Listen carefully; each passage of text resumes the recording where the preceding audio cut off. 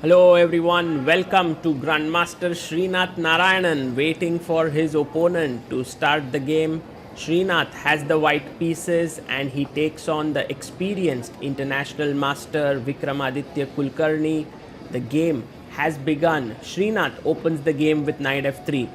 Now, Vikramaditya is a very strong IM. His highest ELO has been close to 2480, and right now is going to be an exciting clash at the second anniversary of the ChessBase India Chess Club.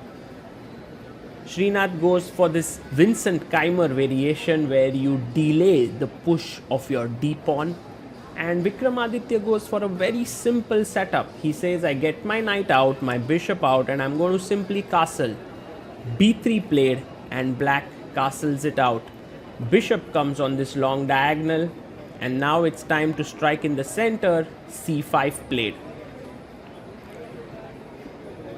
Srinath also brings his bishop out. The game is progressing at a very quiet pace, you can say. Both the players have a very symmetrical position after white has castled.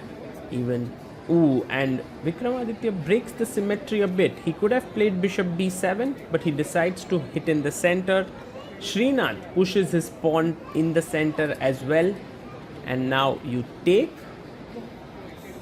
and you can now take with the bishop or the pawn. He takes with the bishop,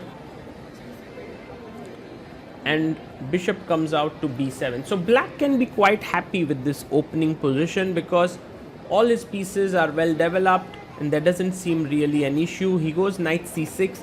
Maybe knight d7 was also possible to put the knight here. Srinath puts his queen on e2.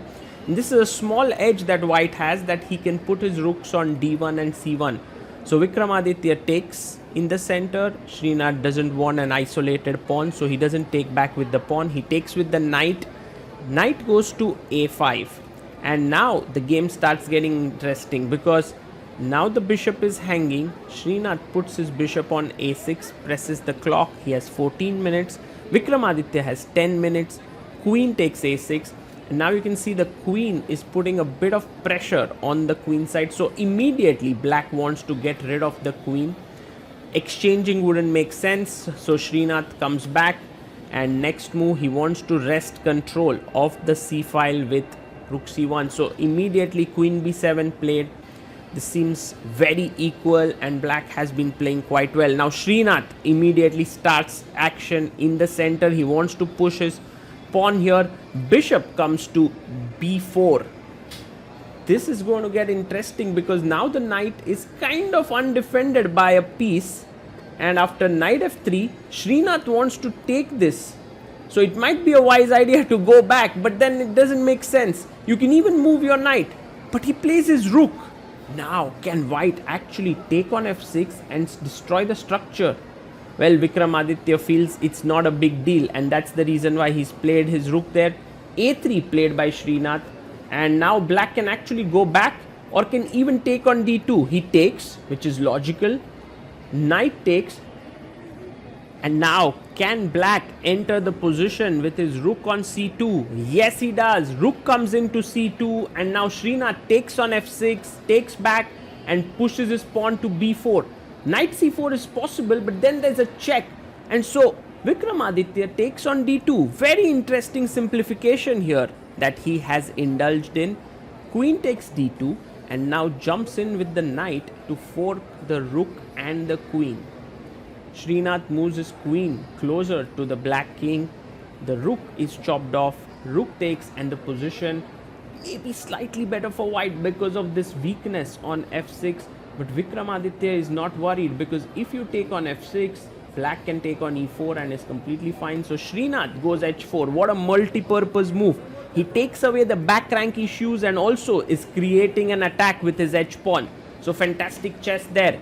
Rook comes to c4, putting pressure on e4 pawn. You can now defend it with rook e1. But that's a bit passive, but you can go to d1 trying to enter there. He takes the pawn on f6. This time he's happier to take that because after queen takes e4, he can now move in with his rook, and that's exactly what he plays. Rook d8 is a checkmate that is being threatened. So Vikramaditya quickly comes back. But now can the rook actually enter to d7 and put pressure on the f7 pawn? Well, first Srinath wants to take away the g6 square. So queen f5, trading the queens would be a good idea. The rook endgame should be drawn. But no, he goes queen g4.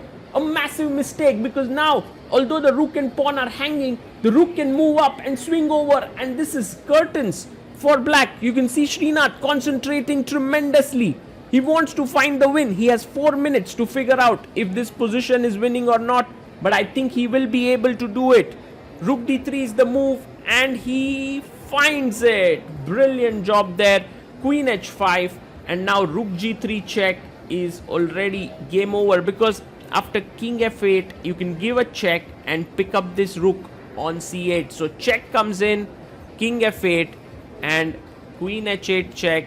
Srinath has managed to win the rook, and there's no perpetuals coming in, because after queen d1 check that black will give, the white king will move up, and then if you give another check, the rook will simply block. So there's no perpetual.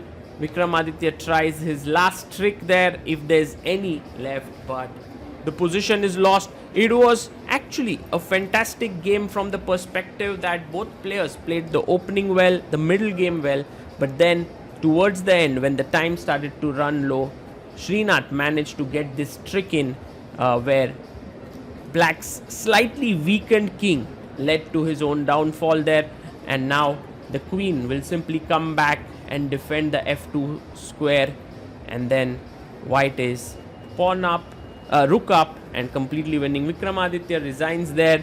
Srinath wins another important game, and in spite of not playing very actively, you can see Srinath is very, very sharp there.